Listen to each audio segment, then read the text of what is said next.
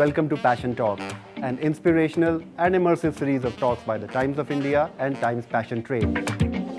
Magic Moments Verve Music CDs present Tales Behind Cocktails.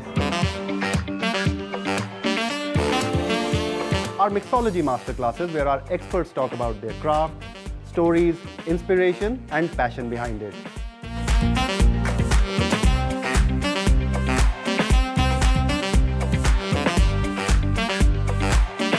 For this series of ours, our experts have specially curated subject matter for each masterclass, telling us about the magic moments of their illustrious journey. With Verve, only they can.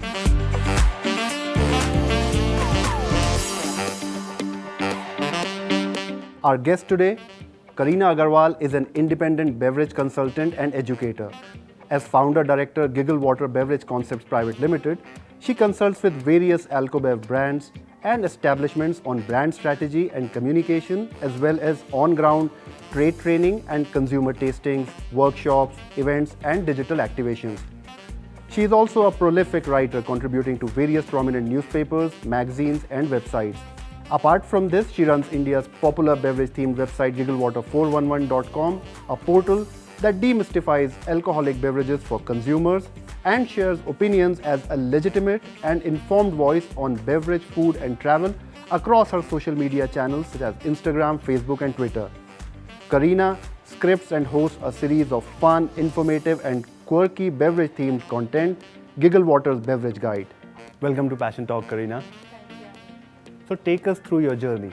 You've learned about Alco-bev industry, you've learned about various spirits. So take us through that journey. How did it start? How did it happen? What got you into this? So my entry into this space has been quite unorthodox. I actually I did my postgrad in journalism, and then I started working with a publishing house, and one of their magazines was a beverage magazine. And suddenly I had to write about distillers and winemakers. I had to go and interview them, and it just really unnerved me because I didn't know too much about this space. And so I decided that I would try and learn and research and study as much as I could, and so that's how it sort of began. And when I was meeting these people and I was tasting with them, it just fit so beautifully. Like it felt like I knew the story of how the product had eventually turned up in the bottle. And that's what got me hooked. And so I continued to study. I did courses in wine, cognac, beer, whiskey along the way. And of course, I was already working in the space, so I had the opportunity to travel to a lot of these places and learn from some of the best in the field. So it's been good. And all that travel, you must have had a lot of memorable magic moments where you would have come across various interesting cocktails. Tell us some of the tales behind those cocktails. What did you discover so far? What all things that have remained really memorable? So a lot of people I know plan their holidays depending on what monuments they want to see. I plan my holidays depending on what bars and restaurants I'm going to visit. And that's how I decide on a place. So yes, the cocktail experience is very important to me. And I think it allows you to change your mind so much, just being exposed to it, to see how mixologists around the world setting up menus, what is being important to them, how they are always a pattern to how the beverage industry is changing or evolving.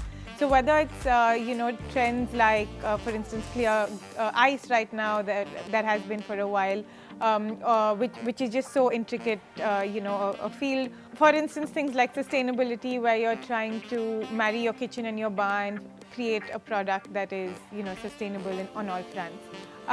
So many of these things you learn as you travel. I've had some great memories at cocktail bars around the world. Too many to name right now.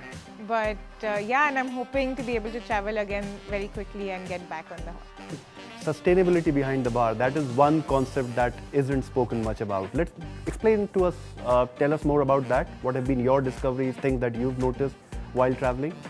So sustainability is something we have to look at on all fronts, whether it's how we interact with nature right now, whether it's our food or our drink. And it's so many forms. So whether it's, for instance, trying to avoid using single-use plastic or not using it at all, But in terms of your ingredients, using local produce, or making sure you have suppliers that are harvesting or growing their produce in a particular way. There are certain bars around the world that don't particularly use lemon because it's not a native crop there, and it would seem crazy that a bar could run without lemon juice because it's in almost every cocktail. So things like this, just living with your environment and considering being open to how those ingredients are reaching you, and is something that is what sustainability is all about. One very good thing about knowing you is your ability to come up with cocktails in a jiffy, like just like that. You'll tell Kareena to come up with a cocktail and we'll have the magic moments where it's just ready. So what is it, that one thing that, how did you pick this, and what is it that you're going to be doing right now? So I love the experience of going to a bar and telling the bartender to whip me up something, and of course during the lockdown that's something we've all missed. But when I'm at home and when I'm making cocktails at home for me or my friends, I always try to keep it really easy, simple, and quick. That's something that's very important to me. So there are a couple of things that I sort of make in advance that I know then will just take me a few minutes. One of the things that I tend to do is to make this, which is a coffee shrub. A shrub is something that sort of has a souring agent like vinegar. So it's just coffee, vinegar and some form of sweetness. It's also fairly healthy, so you can use honey, you can use jaggery if you don't want to use sugar, and just allow it to rest and sort of marry the flavors for a minimum of 8 hours. And it's something that I keep for a week and a half, and then whenever people are home, it just works very nicely with any spirit. So just throw it together and garnish it like you want it, and you're good. Lovely. So let's see Kareena stir a coffee shrub for us. Okay, let's do it.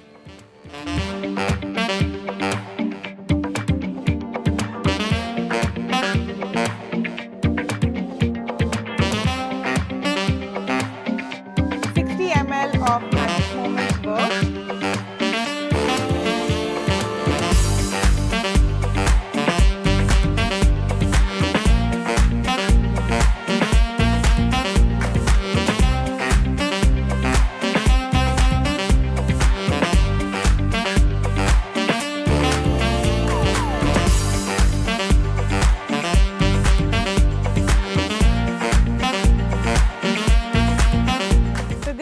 Coffee shrub highball, and like I said, super simple to make, and you can also customize it. So I tend to have some bitters lying around at home, so I'm going to add some for you. This is a yuzu citrus bitter, just a couple of dabs, and cheers. Cheers. This looks good and tastes very good. It's a great way to mask the amount of alcohol that goes in there because it goes down really easy. So it's a fun cocktail. I'm glad you tell us this easy, simple recipe, because last few months have been about enjoying these magic moments at home, being able to do things simply, being able to come up with very nice concoctions. Tell us what's been your discovery over the last few months. What kind of cocktails have you noticed? What's been the trend? What's been happening globally we know, but last few months have been different. What has been the beverage scene over the last few months? So at home, because I've had the time on my hands, of course, I've been tinkering with variations to some of my favorite classic cocktails. So whether it's stuff like old fashions or whiskey sours or margaritas even, trying them with different additions and subtractions. And just coming up with fun concoctions, going into my bar with spirits that I haven't used in really long, pulling them out and trying to do that. Everyone's on the trend of creating clear ice, so carving ice at home, that's something I've been working on. Things like clarified cocktails, which uses milk or fat washed spirits. So a lot of little bits here and there that now that I finally have the time to do, I'm experimenting a lot with. And interesting choice to have this as a passion. Wasn't very common to have a lot of women being advocates of Alco-bev. How did that happen? Take us through that journey. like I said, it was fairly unorthodox, my entry into this space. And while it started as me being a writer, solely a writer, over time it grew into me doing workshops, doing trainings, to consulting with brands. What I realized was there was a space, when I was learning so many of these lovely stories directly from winemakers and distillers, I wanted to be able to tell those stories forward. And that's how Giggle Water began. It was just a way to tell people stories that they didn't have necessarily access to, or in some cases didn't bother to Google it, but just package it in a way that made it interesting. And I realized that so many people were as fascinated about these things as I was, and so I started chronicling my experiences more and more. And then cut to today, where Giggle Water is my company. I consult with various brands on what's happening within the industry, and hence stuff like communication or placement and things like that. And yes, it has been very, it's been a journey for women in the alcohol space. And I think as much as I am a proponent of everyone needs to earn their stripes, I think that only comes into play when you start from an even ground, And unfortunately, working in Alco-bev is one of those industries where women start with so many biases that they have to battle those biases and still show that, they are doing a good job. So I think over time what's going to happen, and it certainly is getting better over the last few years. I've seen it change a lot in the 10 years that I've been working in Alco-bev. But we need to be more open to seeing women in this space. We need to understand that it's really okay if a woman knows more about whiskey or beer or any other spirit more than you do. Don't have that mindset that's unusual or that's not how it is. Did you actually put off men with your knowledge of all the spirits? Did it happen? Yes, at some of my whiskey, events where I was leading, I would have a lot of gentlemen come up to me at the beginning of the evening and say, "Oh, we've been drinking whiskey longer than you've been alive," and it has been true in certain cases. There's nothing I could particularly say to that, right? It's a fact. But at the end of the session, I think what absolves it for me is when these same gentlemen come to me and show me their phones and saying, "I'm thinking of buying this. Do you think it's a good buy?" Or I've just got this. What do you think of it? Where they want to know my opinion, where they understand that I've maybe introduced them to something or taught them something or made them think in a way that they hadn't before. And I just hope that the next time they are in this situation where there is a woman talking to them about a beverage, they won't go in with this mindset of, I don't think there's so much that she can teach me. And being able to come up with concoctions like this shows knowledge. To be able to do it so simply shows the craft and passion that you have. What is the next concoction, Magic Moments Verve, Kareena concoction that you're going to be doing in a jiffy like this? So the next one is going to be a riff between the Screwdriver, which is a classic vodka cocktail, and the Garibaldi. So the Screwdriver has an interesting story to it because the American oil workers used to, at breakfast, they used to get orange juice.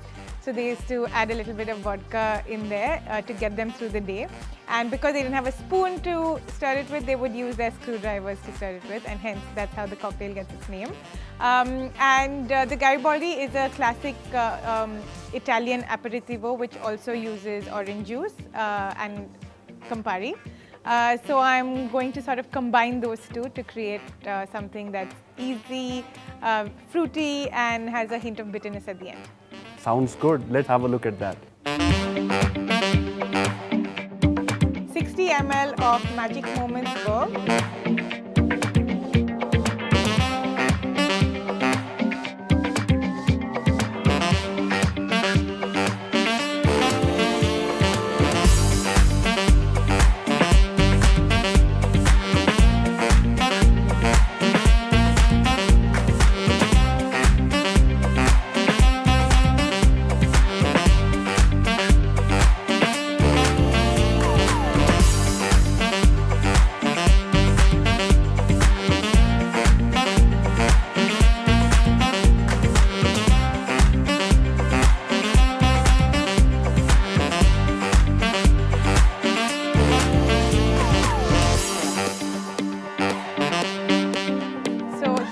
Twist to the Screwdriver.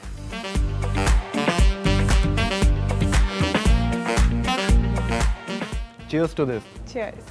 And lovely, easy concoction this is. I hope all those who've seen this recipe really try it. This is going to add a lot of verve to their evenings or night outs. Now, Kareena, where are we in terms of the cocktail culture? What do you foresee? What has been happening that has really impressed you? And going forward, what do you foresee happening? So the last couple of years, the Indian bar community and the alco-bev space has really boomed, and especially with our bartenders. They've had the opportunity for so much training. They've had the opportunity to connect online with bartenders and trends that are happening all around the world, and then making it their own and presenting it to their consumer. And I think just before the lockdown, we were in a great space in terms of how exciting it was. And I hope that going forward, we will be able to, pick up from where we left off. It's certainly a space where our bartenders are creating such great drinks. They are becoming more and more aware of what's happening outside and using that in their menus and educating the consumers, and at the same time having and showing and showcasing their personalities, So if there was a time where chefs became rock stars and everyone sort of treated them as such, I think soon our bartenders will be rock stars and we will treat them as such. And we say cheers and amen to that. Thank you so much, Kareena, for taking time out and speaking with us at Fashion Talk. Tales Behind Cocktails, presented by Magic Moments Verve Music CDs. It's been a pleasure listening to you and watching you do those simple cocktails in a jiffy. Thanks for having me, Amin. It was my pleasure completely, and I hope I'll see you soon. And pleasure was ours as well. Thank you so much for watching this episode of Tales Behind Cocktails, presented by Magic Moments Verve Music CDs. As always, it's been an absolute pleasure listening to magic moments of these illustrious bar exponents, narrated to us with verve like only they could have. Thank you so much.